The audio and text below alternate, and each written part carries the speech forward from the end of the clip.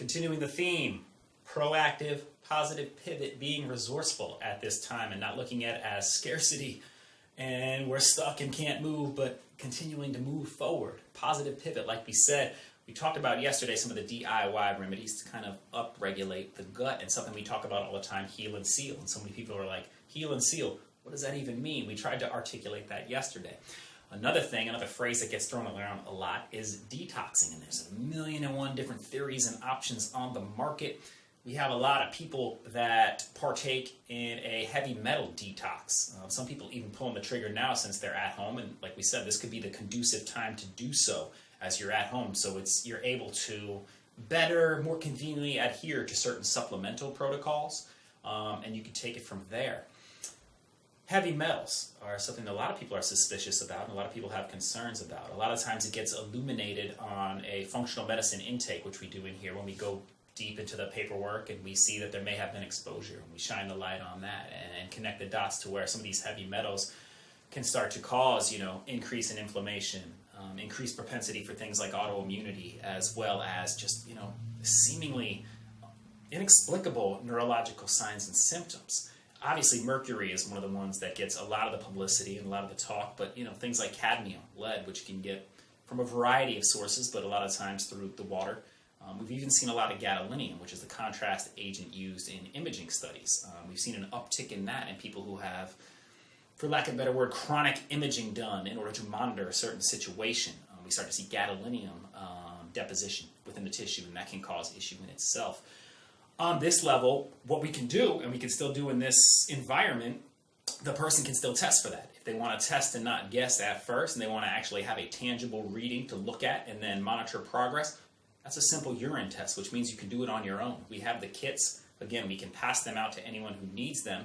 They take the kit, they submit the urine sample on their own, the labs are still open, they ship it off to the lab, we get the results back here, usually within a week, and then we have a number to start with, and a spotlight on certain metal or metals that may be causing an issue. After that, and this is something that people can skip to a lot of the times anyway, if we're looking for minimal intervention, DIY tune-ups during this time, you can do somewhat of a detoxification protocol. Slight modification to the diet, but also just a handful of supplements to help facilitate and upregulate the detoxification process. Now you can do this kind of generally, where you increase the amount of things like methylated B vitamins, certain herbs that help with the detoxification process, things like glutathione, you start to get that going up as well. Things that are going to contribute to all three phases of the detoxification process. We want to mobilize certain toxins from the tissue. They need to be converted from fat soluble, because a lot of them are made fat soluble and they sit in our body fat and other organs.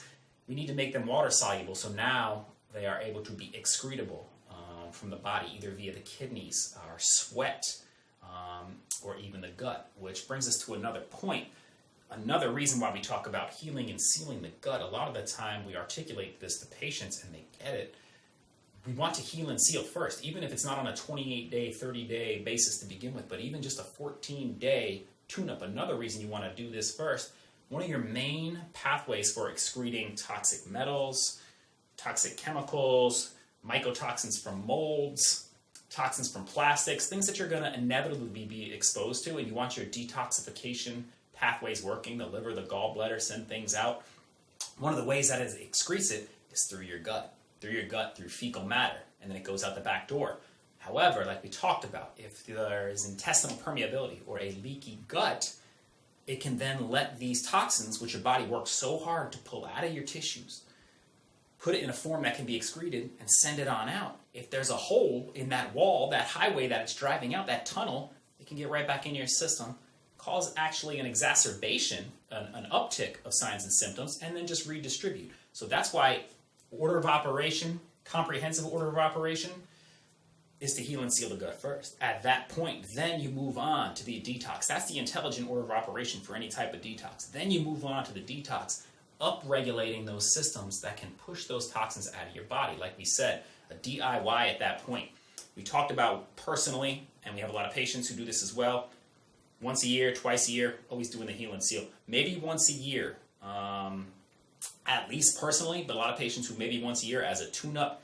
Again, just like the gut will take inevitable damage, cumulative micro traumas over time from the exposures, the inevitable exposures, it's always good to tune it up. Same thing with the toxic load in your body. Over time, you're going to be exposed to toxins. It's inevitable. Even just driving outside, being in certain rooms, it's okay. That's not a reason to freak out. This isn't like a fear-mongering session. However, being conscious of that, you can then go in, and every now and then, hopefully you're in a good state of health to begin with, but every now and then go in and work towards clearing that stuff out. You clear that stuff out, you've lowered your threshold. You've lowered yourself away from exceeding your limits of a toxic body burden that can start to cause serious issues. You've increased your stress resiliency to all sorts of stress, chemical, physical, and mental, and you've made yourself a stronger person. Another DIY thing that if you're looking for something positive to do, something to stay motivated about and be somewhat of a positive distraction in this time, healing and sealing the gut, tending to the gut, detoxification, good places to start.